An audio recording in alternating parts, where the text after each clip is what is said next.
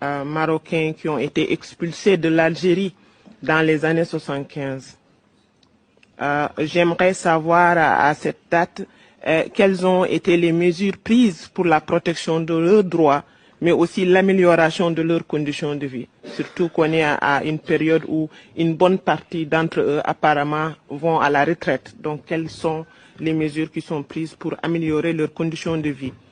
Quelles ont été aussi les mesures prises par le gouvernement du Royaume du Maroc pour faciliter la restitution de leurs biens ou faciliter leur dédommagement par le gouvernement algérien, vu les conditions dans lesquelles ils ont eu à quitter, par exemple, l'Algérie?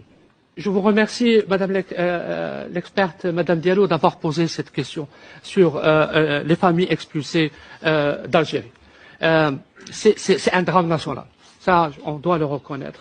Malheureusement, ce drame n'a pas suscité l'attention nécessaire. C'est 45 000 familles en 1975 qui ont été expulsées en un espace de moins d'une semaine. Et je m'excuse pour l'émotion, c'était au cours d'une fête religieuse très importante, c'est-à-dire dans le monde musulman.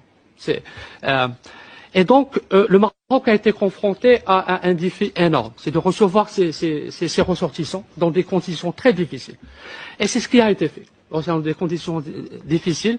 Je passerai un certain nombre de détails, mais c'est-à-dire le plus important, c'est que la société a pu absorber ces familles, notamment et dans la mesure où ce qui a été mentionné par rapport aux retraites, il y a eu une intégration systématique et même, c'est-à-dire privilégiée par rapport à tout ce qui est emploi public, pour qu'il y ait accès dans différentes sphères de l'administration marocaine. Et maintenant, on est en phase où ces personnes sont à la tribune. Bien sûr, et ils bénéficient de tous les bénéfices qui sont reconnus aux fonctionnaires et autres salariés marocains. Mais le problème qui se pose maintenant, c'est par rapport à leurs droits dans le pays qui les a accueillis auparavant. Leurs